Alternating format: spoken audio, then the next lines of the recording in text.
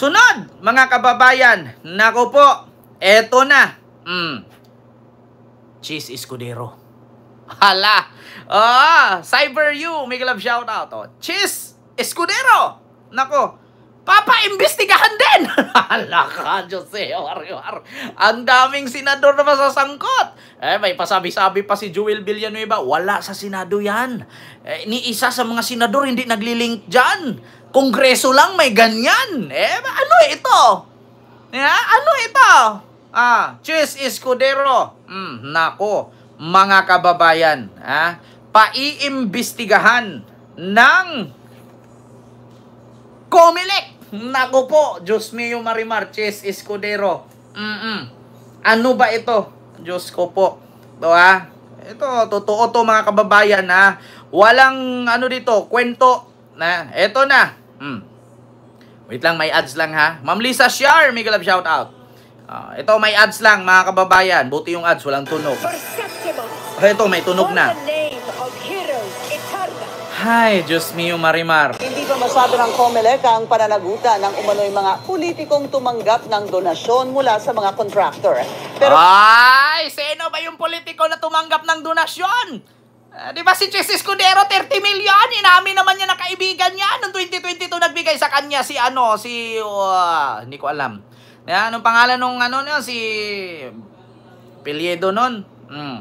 Basta isa sa mga kontraktor doon.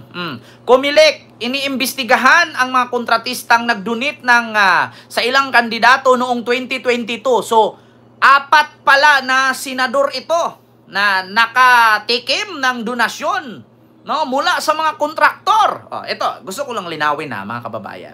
Bakit nga ba nagbibigay ang mga kontraktor dito sa mga senador? Kasi ganito po yan. Bigyan ko kayo ng example. Kung ako si Kent Garcia, meron akong business, Tumblr. Tago natin kasi may pangalan Tumblr. Ngayon, kung ikaw, may-ari ka ng TV station, syempre marami kang viewers.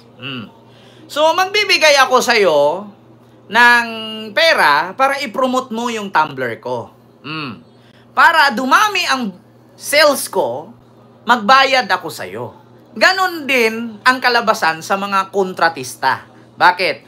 Para dumami ang project ko at hindi mablangko, every year may project ako, bigyan ko yung congressman, senador, o di kaya vice president o president, para, gusto mong patayo dyan, gawa natin tulay na 2 dangkal, 10 million. Gagawin ko yan. Di ba? Hati tayo. Halimbawa, ito Kent, contractor ka, di ba? Sige, gawaan mo ang Pilipinas ng stadium na mas malaki pa kay Kibuloy. Worth 8 billion yan. Hati tayo 4 billion lang. Yung 2 billion, tag 2 billion tayo. Yung 8 billion, 4 billion lang igastos mo, ikaw na bahala niyan. So, yung 4 billion, hatian natin, tag 2 billion tayo. Ako bahala sa'yo. Next year ulit, may panibago. Di ba? Ganon yung mga padulas ba? Parang seaman. Alam mo yung seaman?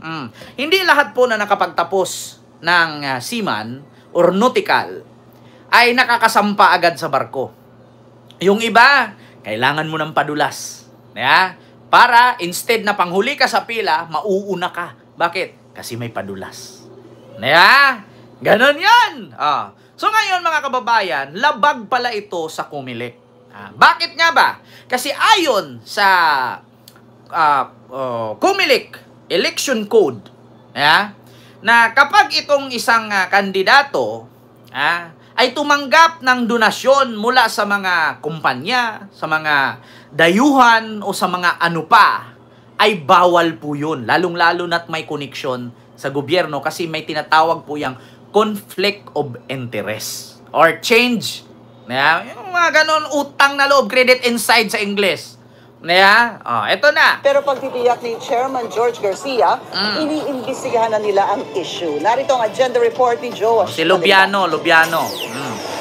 Ilang kontratista ngayon ang mahigpit na iniimbestigahan ng Commission on Elections matapos pumutok ang kontrobersya na ang ilan palang government contractors donor ng ilang politiko. Ang mga kontratistang ito napag-alaman ng Comelec na nag-donate ng pera sa nasa 3 o 4 na mga senatorial candidates. yung mga kontratista daw, mga kontraktor ng proyekto sa gobyerno, not only flood control, kahit anong proyekto, ay napag-alaman ng Comelec sa kanilang investigasyon na 4 palang senador ang nabigyan.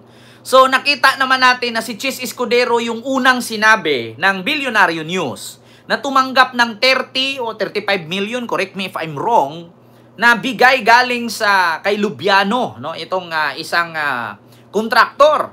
At bukod kay Chis Escudero, mga kababayan, may 3 pa. So 4 pala sila.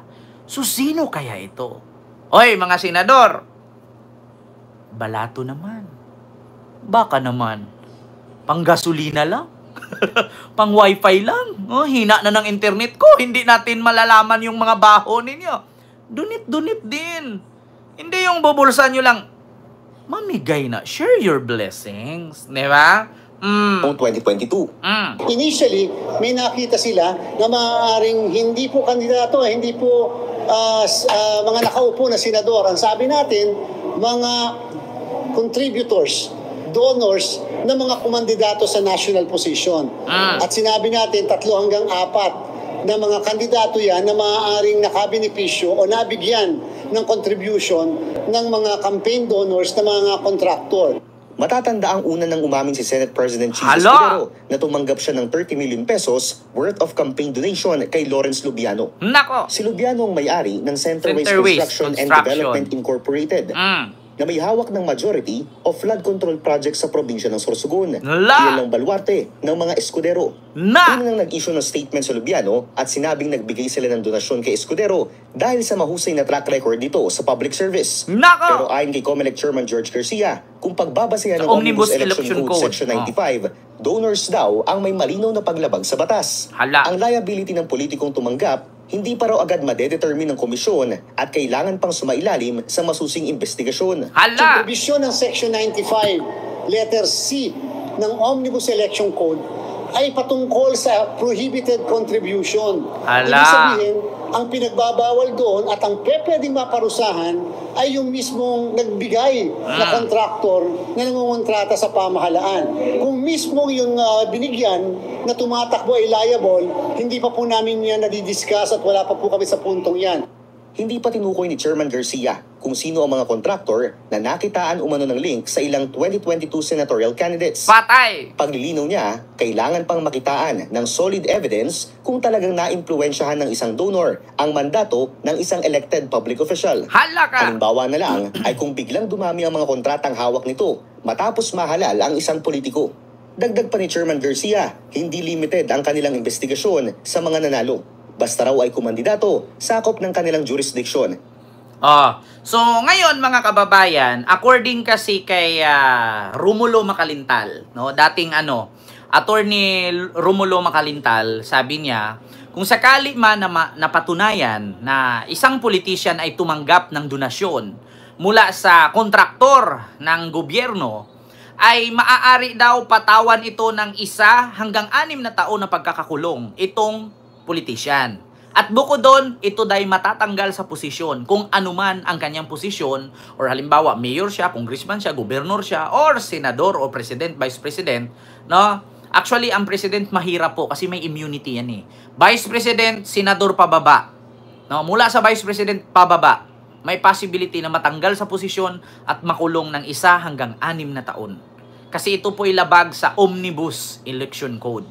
Omnibus Election Code, no? Attorney kay patungkol kay Attorney Romulo Macalintal, or ibig sabihin disqualification. Oo, sabi ni Ma'am Zoe. So, yun po ha, mga kababayan, klaro po ba? Hindi po ba tayo choppy? So, klarong-klaro. Diba? Naku po, mga kababayan. Delicates ito. So, ito, sunod, mga kababayan. Ano yung sunod, Ken? Nako, eto pa.